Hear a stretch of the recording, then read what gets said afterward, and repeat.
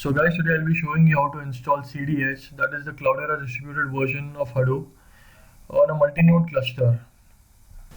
So we'll be downloading the cdh.repo file initially, so that the yum can sync with the Cloudera's yum repository. We'll distribute the .repo file of Cloudera manager, that is CM, and CDH, that is Cloudera distribution of Hadoop, on all the Linux systems which we want the cluster to be installed. Let's say if there are 10 nodes, we have to distribute the .repo file to all the nodes of the cluster. In Cloudera Manager, we'll establish connections to all the nodes by using the private key file generated for passwordless SSH connection. On establishing connections to all the nodes, the Cloudera Manager will install Cloudera SCM client on each and every machine. After establishing the Cloudera connection to all the systems, we'll design the Hadoop cluster and the ecosystem by selecting the services and such as HDFS YARN and the dependent services which we require for the Hadoop cluster to function. In this, we'll be deciding that which node will be the master node, on which master services will be installed, and which all nodes will be slave nodes, which will be the client nodes. Before beginning the Hadoop installation, there are few prerequisites which we need to fulfill, namely disabling IP tables, disabling SELinux, then FDQN configuration for all the systems, passwordless SSH, passwordless sudo access for the user. Then we obviously need a working internet connection. Cloudera Manager should be installed on at least one system so that we can install the cluster. And we need a local Cloudera Manager or CDH yum repository. It might not be necessary, but for faster installation and less internet usage, we'll require this. To follow these prerequisites, you can visit the links given on the screen, or you can just visit our channel to go through the previous tutorials. So to begin, I'll start by going to the etc yum.repos.d folder. As you can see, there are three .repo files, that is Cloudera CDH5, Cloudera manager.repo, and local CentOS 6.repo. These .repo files are meant for syncing with the local repository which I've created. To see how to create the local repository, you can go to my previous tutorial. Now I'll distribute the .repo files to all the nodes in the cluster. So I'll do this by providing the cluster key.pm, that is the private key file for passwordless SSH.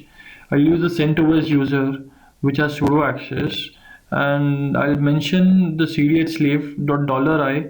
So $i is like CDH slave 1, CDH slave 2. It will be varying from 1 to 2. As you can see, I have a for command I in 1 to 2. It will SSH into each and every machine and will create a folder, namely back in the etc yum.repos directory. And I'll move all the repository files from the yum.repos.d folder to the back folder in the same folder, so that the yum does not find the .repo files to sync with the web servers on the internet. After removing the .repo files from the etc yum.repos.d folder, I'll copy the .repo files of the local repository, namely local CentOS 6, CDH5, and Cloudera Manager, to all the nodes etc yum.repos.d directory. As you see, if I directly try to copy, it denies me. So I'll copy it into my root folder and I'll move it from the home folder to etc.yum.repos.d using the sudo access. As you see, the .repo files have been copied to each and every node's yum.repos.d folder. Before continuing with the installation, I would like to show you the ETS host file, that there are entries of all the nodes on each and every node's host file. I'll go to the Cloudera Manager's web UI, that is on port 7180. My default username is admin and the password is admin. I'll accept the terms and conditions, go with Cloudera Express, which is free, and I'll specify all the hosts in this path, and I'll remove the IP address so that the hosts are identified by their host name. I'll search. As you can see, I can ping those. I can use either packages or parcels. Parcels is the local repository which I've created, and the packages are the .rpm packages which can be used by yum. By default, parcels are good for Cloudera installation, as it's provided by Cloudera. So I'll remove all the remote parcels, remote repository URLs, and I'll copy the repository URL of my local parcel repository. I'll select CDH 5.6 as that is the only version whose code repository I have. For Cloudera Manager, I'll use the custom repository link that is of Cloudera Manager. As you can see, my Cloudera Manager repo. I have just copied the link of that and the GPG key of Cloudera Manager and the path of the Cloudera RPG key. I'll accept to install this one. I'll type in CentOS, which has sudo access and passwordless SSH using the cluster key, which is the private key. As you can see, the installation has begun for Cloudera SCM client. Along with that, the Cloudera Manager installs the dependent packages which we require for executing the Hadoop. So as you can see, the installation has completed on 2 nodes along with the third node, and it start distributing the parcels which were located on the local web server to all the nodes of the cluster, that is slave 1, slave 2 and the master node. As you can see, it has downloaded. Then the distribution begins. After that, it unpacks those packages and then the packages are activated. So the installation of Cloudera Manager's cluster is over. An inspection is performed to check if there are any potential misconfigurations before installing the Hadoop cluster. As you see, there are few warnings which have come, which are not necessary. We can resolve it if you like, but I haven't done it. It's not necessary as it is a warning.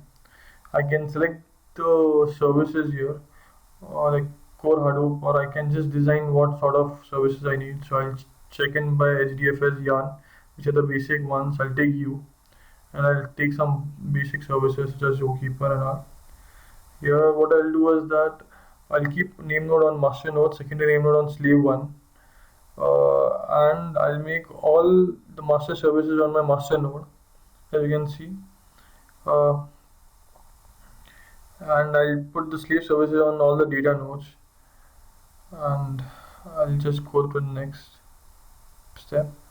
I'll just go for the default configuration, and then as you can see, the cluster installation has started. As you can see, the installation of services has started, namely HDFS, Yarn, Spark, Hive, Oozie and U. Once the installation is over, I'll go to the web UI, that is 7180 port number, and as you can see, all the services are started. I'll go to the host tab, and as you can see, the hosts are listed there, that is CDH master, slave 1, slave 2. I'll go to my web UI, that is on port 8888, and by default my first login will be admin, and that will be my administrative user. I'll go to the file browser on U to check the HDFS structure of my folder. As you can see, I can explore my HDFS file system. I can explore my HDFS using command line too. I use the command hadoop fs ls / and you can see that the root directory of my HDFS directory has been listed here. I'll go to the /user directory and on my Hadoop file system, and you can see that the files have been listed. So guys, this was the end of the tutorial. Hope you liked it. Please let me know if you have any sort of suggestions regarding the video, regarding any improvements which you need, regarding any explanations which you would like to know. And be sure to like and share the video and subscribe to the Amazing Admins channel.